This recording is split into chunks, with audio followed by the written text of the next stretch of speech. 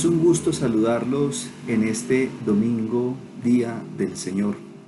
Hoy quiero compartirles algunas pistas para una comprensión del texto que nos propone la liturgia del Evangelio de Lucas, capítulo 11, versículos 1 al 13.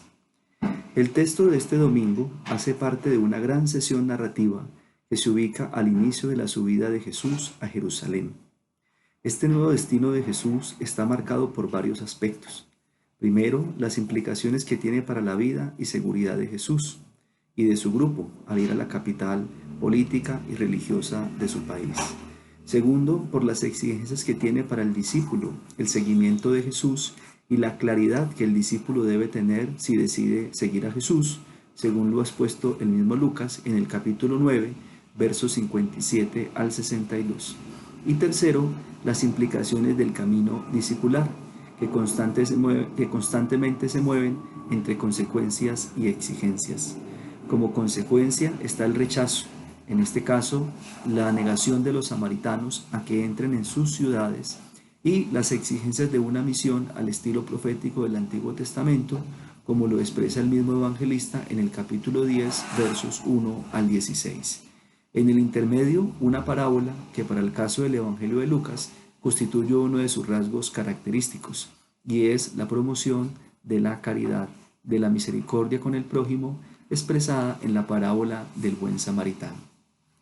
Bien podría decirse que el tema de la oración que caracteriza el pasaje de este domingo es una continuación a lo sucedido en el texto inmediatamente anterior, capítulo 10, versos 38 al 42, cuando Jesús, estando en casa de Marta y María, dice que esta última ha escogido la mejor parte, escuchar la enseñanza de Jesús a sus pies, actitud que suele interpretarse en un sentido espiritual, oracional, de contemplación.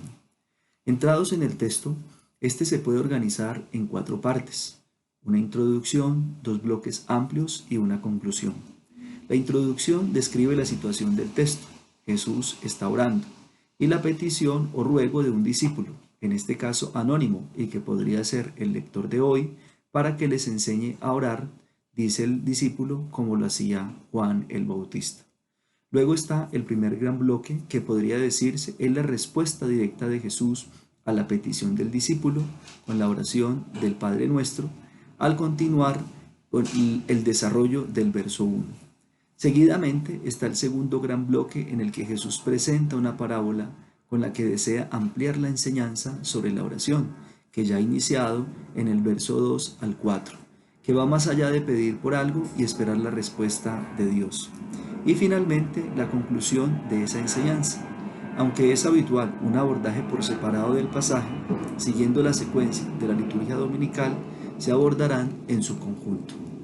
Haciendo uso de los campos semánticos, es posible identificar 3 palabras que se repiten constantemente en el texto y que nos van indicando el tema de la parábola y al mismo tiempo se constituyen en la columna vertebral del texto.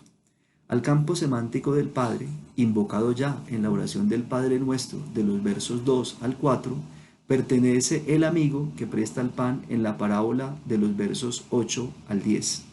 Ambos están asociados a la palabra dar. Padre, pedir, dar, forman una tríada que une tanto a las personas como a las necesidades que tienen, ya sean de dar o recibir. El Padre da el pan, el perdón, el espíritu. El amigo da el pan que su vecino necesita para atender a su amigo que llegó de viaje. Tanto el Padre Dios como el amigo y el Padre dan todas las cosas buenas que los otros necesitan para vivir, en este caso pan, pescado, huevo o incluso el Espíritu Santo. Junto a los que dan están los que piden, en este caso el discípulo, que pide a Jesús que les enseñe a orar, el amigo que pide pan a su vecino para atender a su amigo, y el hijo que pide al Padre el alimento. He aquí que pedir, buscar y llamar están estrechamente unidos. Otra cualidad que se puede destacar es la oposición pedir y no recibir. El amigo inicialmente no recibe de su vecino lo que le pide, pues es medianoche y todos duermen. Sin embargo, a esa oposición le prosigue una respuesta favorable: pidan y recibirán. Es decir, ese amigo, ese vecino, tiene que insistir a su vecino para que le dé lo que le pide. Aunque el verbo pedir está en presente, la respuesta está en futuro. Se les dará. Esto no significa que no se obtenga lo que se pide. El indicativo del futuro simple del verbo es una invitación al discípulo para que pidan confiadamente al Padre con una convicción, que el Padre dará no lo que uno quiere, sino lo que se necesita, como lo expone el verso 9. Pedir y dar forman una unidad de tal suerte que quien pide recibe. De esta manera es posible caracterizar al que pide, en este caso el discípulo, el amigo, el hijo, y al que da, el padre, el vecino. La condición del que pide es porque tiene una necesidad física o material indispensable para vivir, necesidad de pan, de pescado o de huevo. Pero quien pide también lo puede hacer por cosas de la vida espiritual, como el reino de Dios, el perdón de los pecados, el Espíritu Santo. En ese sentido, el texto nos enseña que quien da es alguien a quien uno se puede dirigir con toda confianza, pues dará todo lo necesario e incluso otras cosas buenas. Otra característica del que pide es la insistencia y la perseverancia con que lo hace. Recordemos aquí el caso que luego Lucas pondrá en el capítulo 18, 1:8 de la viuda pobre que reclama al juez le haga justicia. Fijémonos ahora en la palabra clave del texto. Como se indicó, el pasaje inicia diciendo que Jesús está orando, actitud muy característica de Lucas y siempre repetitiva. La oración de Jesús expresa la relación que él tiene con el Padre, relación que es de confianza plena en él. La oración de Jesús, en la que intercede por todos, es la oración de un solo justo que libra a todos del castigo. Recordemos la primera lectura de hoy del libro del Génesis capítulo 18, en el que Abraham intercede a Dios por Sodoma y Gomorra, y al no encontrar un solo justo no es posible la petición.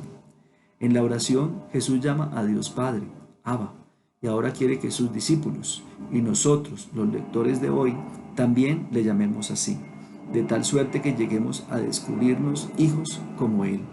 De esta manera, nosotros también podremos hablar con el Padre como lo hace Jesús. La relación cariñosa de Jesús con su Padre le lleva a comprender lo que luego dice el verso 11. ¿Qué padre entre ustedes, si su hijo le pide un pez, le va a dar en vez del pescado una serpiente? Seguro que no, porque el Padre siempre da cosas buenas. La palabra Padre en el conjunto del Evangelio y de los pasajes que siguen también revela más detalles de Dios como nuestro Padre. Primero, ya sabe su Padre de qué tienen necesidad. Segundo, a su Padre le ha parecido bien darles a ustedes el reino. Y tercero, el Padre siempre los buscará con compasión y con misericordia, como lo expresará la parábola del capítulo 15, versos 11 al 32. Al Padre que el discípulo se dirige con confianza, según la invitación de los versos 2 al 4, o la oración del Padre Nuestro, le queda la convicción de que su ruego ha sido escuchado y que recibirá cuanto necesita. Si el creyente se dirige a Dios como su Padre, es porque se ha entendido hijo y por tanto puede tener la misma relación de cercanía y comunión con Dios como Jesús. Tres pistas finales que nos arroja el texto para este domingo. 1. El lector está llamado a identificarse en primer lugar con los que piden, es decir, los discípulos, el amigo, el hijo, pero también con los que dan. Con los que piden porque hay una necesidad en el ser humano que no es solamente física o material, también hay una necesidad espiritual que supera lo material, en este caso el reino de Dios, el perdón, el sentirse libre de la tentación. En su lugar, la invitación a identificarse con los que dan, que en este caso, en el contexto de la enseñanza de Jesús, son comparados con Dios que da. Esto significa que el creyente no puede sentirse únicamente necesitado, es decir, siempre dispuesto a pedir y recibir. También ha de sentirse llamado a dar de eso mismo que recibe. Si hemos pedido perdón por el pecado, con toda seguridad hemos de otorgarlo a quien nos ofende. Y 3. Jesús invita a sus discípulos y a los lectores a orar siempre. Para Lucas, esta es la mejor forma que un creyente tiene para relacionarse con Dios. Queridos hermanos, los invito pues para que en este domingo, Día del Señor, nos unamos en oración, como nos pide el Evangelio, y también nos lo va a pedir la primera lectura y el Salmo, para que agradezcamos a Dios por todos los dones recibidos. El Señor les bendiga.